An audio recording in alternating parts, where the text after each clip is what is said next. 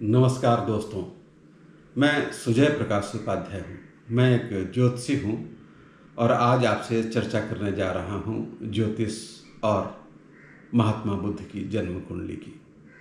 महात्मा बुद्ध के जीवन की शुरुआत ही ज्योतिषी की एक भविष्यवाणी से हुई थी कि यह बच्चा या तो बहुत बड़ा शासक साम्राज्यपति बनेगा या बहुत बड़ा सन्यासी। और वो जो उस ज्योतिषी ने सही ही कहा था। दसम भाव में उच्च का शुक्र, वहीं पे मंगल, वहीं पे शनि, वहीं पे शुक्र, वहीं पे बृहस्पति और धर्म केंद्राधिपति योग बनता हुआ तो राजा की कुंडली तो यह दिखती है। उसने दूसरी बात भी सही ही कही थी।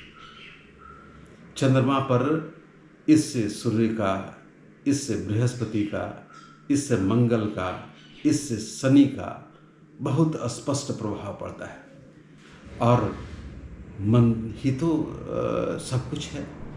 मन ही तो जीवन का व्यक्तित्व बदल देता है। मन ही तो जीवन बदल देता है। मन ही तो जीवन की दिशा बदल देती है। मन जो प्रभावित हुआ और नीच के शनि से, नीच का शनि जब चंद्रमा को प्रभावित करता है तो आदमी थोड़ा पेसिमिस्टिक हो जाता है। और सब कुछ होने के बावजूद भी शुद्धोधन ने तो इनके लिए अलग अलग रीतियों के लिए अलग अलग महल बना रखे थे। विलासता की सब सामग्री जिसकी आप कल्पना भी नहीं कर सकते वह इनको उपलब्ध करवा दी गई थी। वह इसीलिए कि यह बच्चा को दुख का सामना ही कभी ना हो। और दुख का सामना ना होगा तो मन न बदलेगा, और मन न बदलेगा तो यह साम्राज्यपति ही बना रहेगा। लेकिन घटनाएं कुछ इस तरह से घटी। उसने जर्जर बूढ़े व्यक्ति को देखा, उसने 100 को जाते हुए देखा, उसने बीमार लोगों को देखा और दुख इतना गहरा हो गया, इतना अथाह हो गया कि उसने सब कुछ छोड़कर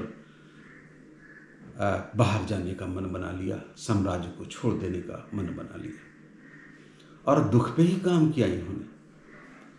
लाख प्रयास के बाद, लाख तपश्चर्या के बाद जो इनको अनुभूति हुई, जो सत्य को प्राप्ति हुई, जो बुद्धत्व की प्राप्ति हुई, वह दुख से संबंधित है। इनके 3 सूत्र तो यही हैं।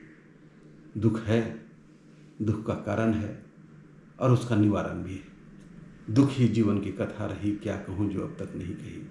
आँख उठाकर देखो जग में, कौन नहीं जिसने दुख पाया और कौन नहीं जिसके सपनों पर पड़ी अचानक दुख की छाया। दुख तो है। इन्होंने कहा कि दुख का कारण तृष्णा है। मानव मन की तृष्णा, अभिप्साएं, कुछ प्राप्त कर लेने का की आशा ही व्यक्ति में दुख उत्पन्न करता है, जिसे हम सुख का साधन समझते हैं, जिसे हम समझते हैं कि ये हमें सुखों से सारा बोर कर देगा। वही अंततः दुख का कारण बनता है। और इन्होंने अष्टांगिक मार्ग दी, उपाय बताया कि हाँ, ये अष्टांगिक मार्ग के माध्यम से ये जीवन के इन दुखों से पार पाया जा सकता है और निर्वाण पाया जा सकता है। यह सब कैसे हुआ? यह सब इसलिए हुआ कि जो चंद्रमा इनकी कुंडली में है, चतुर्थ भाव में, वह बृहस्पति से दृष्ट है। चंद्रमा बृहस्पति को देखता है। ऐसा व्यक्ति कारुणिक हो जाता है, दयावान हो जाता है, समाज के लिए कुछ कर गुजरने की तमन्ना हो जाती है। शुक्र यदि कमज़ोर शुक्र है, वो चंद्रमा को देखे तो ऐसा व्यक्ति दूसरों के दुखों के लिए तत्पर हो जाता है।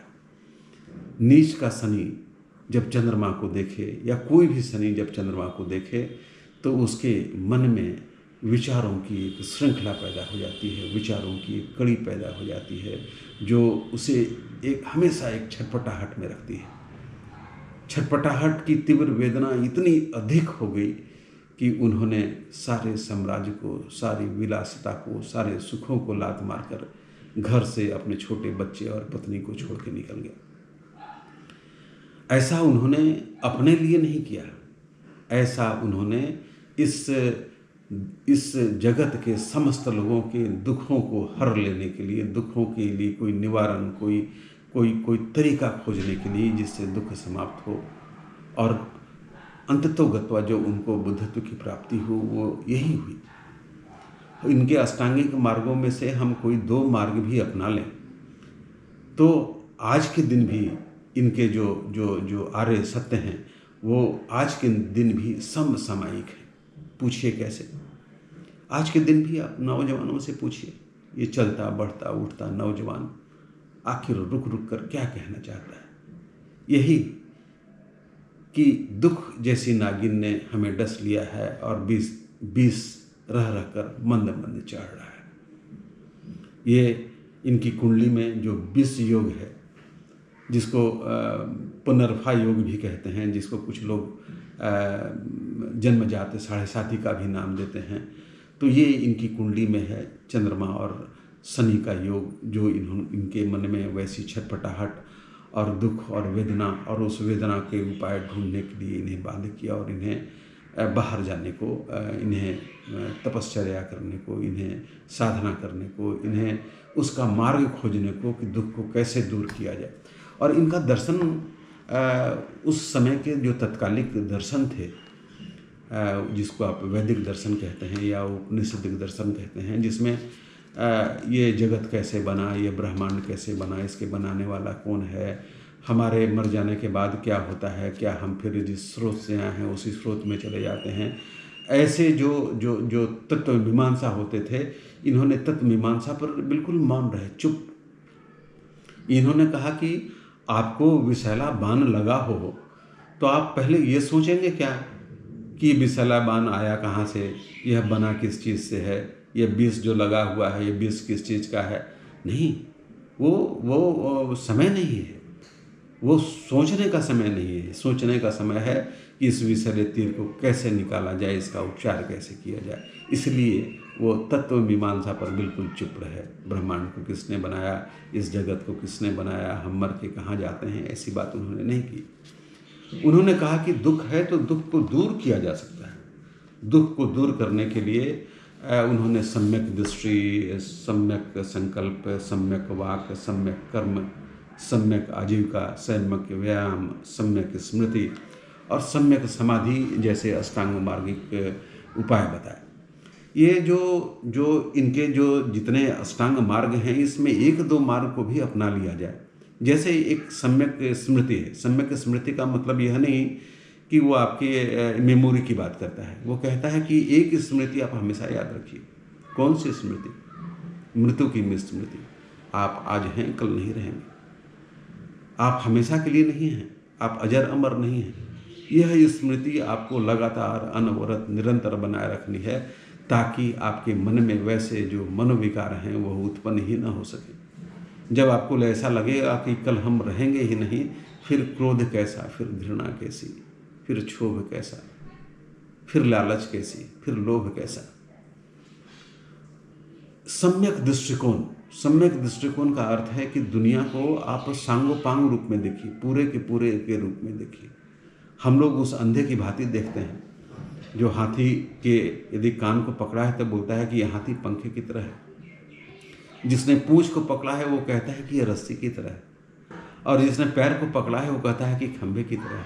कोई भी जीवन को पूरे रूप में नहीं जीता है, किसी अंश के साथ जीता है।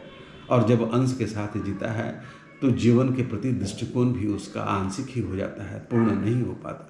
इसलिए उन्होंने कहा कि सम्यक दृष्टिकोण हो, सम्यक स्मृति हो, आजीविका सम्यक हो, सम्यक व्यायाम। क्या सम्यक व्यायाम? उन्होंने कहा कि क्रोध को काबू रखने का व्यायाम कीजिए, मन पर काम कीजिए। ईर्ष्या को वश में रखने का काम कीजिए, मन पर काम कीजिए।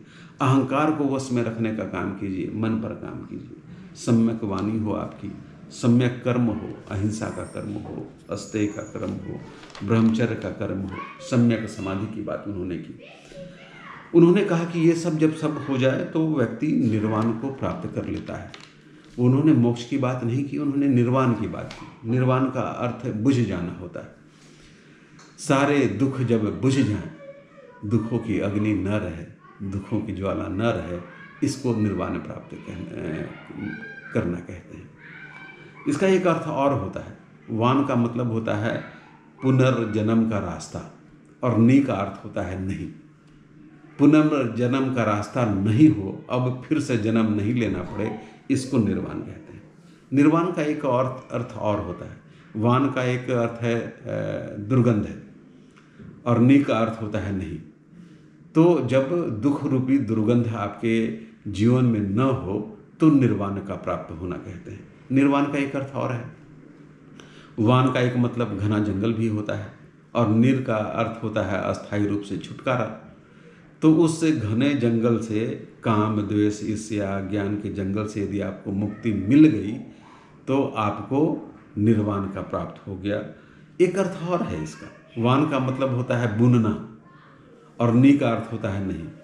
जब दुख के ताने बानों का बुनने का जो सफ़र है ये समाप्त हो जाता है तो इसको भी निर्वाण कहते हैं। तो महात्मा बुद्ध ने अपनी कुंडली के अनुसार ही, कुंडली में जैसा मैंने कहा कि चंद्रमा पर सूर्य का, मंगल का, शुक्र का, बृहस्पति का, नीच के शनि का पूरा असर है, और चंद्रमा भी इनको देखता है। तो चंद्रमा इनके अनुसार, बृहस्पति ने इनको करुणा दी, मंगल और चंद्रमा ने अकूत धन संपदा दी जिसको इन्होंने दूसरे तरीके से प्रयोग किया। बृहस्पति ने इनको कारुणिक बनाया, दूसरों की पीड़ा के लिए, द्रवित हो जाने के लिए बाध्य किया। चंद्रमा और शुक्र ने इनको बहुत कोमल बनाया, बहुत सम्मोहक व्यक्तित्व दिया। सूर्य और चंद्रमा ने आत्मा और मन का एक मिलन करवाया। तो इनकी कुंडली बहुत सी बातें कहती हैं। इनकी कुंडली में संन्यास बनने का योग भी है और राजा बनने का योग भी था, और एक तरह से दोनों कार्य पूरे हुए। ये शुरुआती दिनों में तो राजा की तरह रहे ही, जब ये महात्मा बन गए, जब ये सन्यासी बन गए, जब ये उपदेशक बन गए, तो भी इन्होंने राज किया। और केवल भारतवर्ष में नहीं, बहुत ये दिलों पे राज करने वाले राजा थे। और फ़कीर तो सबसे बड़ा राजा होता है, उसे तो लुटाने का कुछ भी नहीं होता, केवल करुणा लुटाता है वो, उसको खोने का भी भय नहीं। उसकी संपदा तो ऐसी होती है जो उससे छीन ही न जा सके। तो उस दृष्टि से ये न केवल बड़े साम्राज्यपति हुए, बल्कि इन्होंने बहुत ही अच्छा कार्य किया। इन्हें भारतवर्ष की सभ्यता और संस्कृति में इनका नाम लिया जाता है, और इनको तो बाद में हम लोगों ने एक अवतार भी समझ लिया कि एक विष्णु के अवतार हैं, क्योंकि बहुत सारी बातें हमारे भारतीय धर्म से, हमारी भारतीय संस्कृति से, हमारे भारतीय दर्शन से मिलती जुलती थी। तो आज का दिन महात्मा बुद्ध के नाम, महात्मा बुद्ध की जन्म कुंडली, उनके कुछ विचार की चर्चा हम लोगों ने की। आपको मेरा वीडियो कैसा लगता है? यदि अच्छा लगता है तो आप इसे लाइक कीजिए, सब्सक्राइब कीजिए और शेयर कीजिए। आपका बहुत बहुत धन्यवाद।